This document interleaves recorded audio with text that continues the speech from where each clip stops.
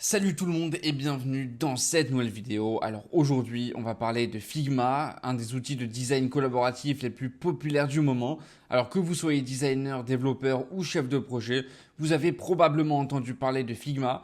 Donc vous vous demandez si c'est vraiment l'outil qu'il vous faut. Eh bien on va voir ensemble les avantages, les inconvénients et je vous donnerai à la fin de la vidéo une note finale sur 10. Voilà, déjà, on va voir les avantages. Et le premier avantage, c'est la collaboration en temps réel. Parce que ce qui distingue vraiment Figma, c'est sa capacité à mettre plusieurs utilisateurs, à permettre à plusieurs utilisateurs de travailler simultanément sur le même fichier. En fait, que vous soyez à l'autre bout du monde ou dans le même bureau, chaque modification est visible instantanément, ce qui facilite énormément le travail en équipe.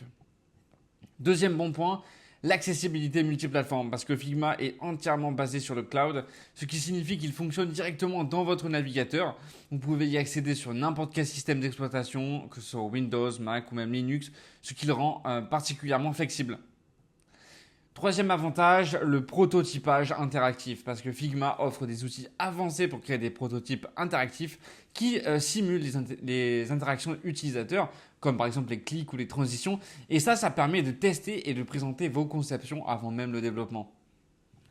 Quatrième bon point, les composants réutilisables. Parce que vous pouvez avec Figma créer des composants comme des boutons ou des menus et les réutiliser dans d'autres projets. Et ça garantit une cohérence visuelle à travers vos designs et ça vous fait gagner énormément de temps. Ok, maintenant on va voir les inconvénients.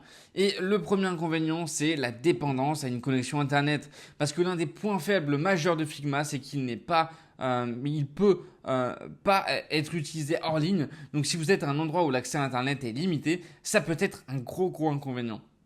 Deuxième mauvais point, le manque de couleur globale. Parce que contrairement à d'autres outils comme Sketch, Figma ne propose pas encore la fonctionnalité de couleur globale, ce qui complique la gestion des palettes de couleurs lorsque vous travaillez sur des projets complexes.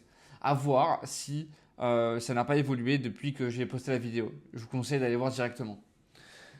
Ensuite, dernier mauvais point, les performances gourmandes, parce que Figma peut parfois demander beaucoup de ressources, surtout sur des projets très volumineux. Donc si vous avez un ordinateur plus ancien, vous pourriez rencontrer quelques ralentissements. Alors, en résumé, Figma, c'est un outil incontournable pour les équipes qui recherchent à collaborer efficacement sur des projets de design. Ses fonctionnalités comme la collaboration en temps réel et le prototypage interactif en font un choix solide. Cependant, la dépendance à Internet et quelques limitations mineures pourraient gêner certains utilisateurs.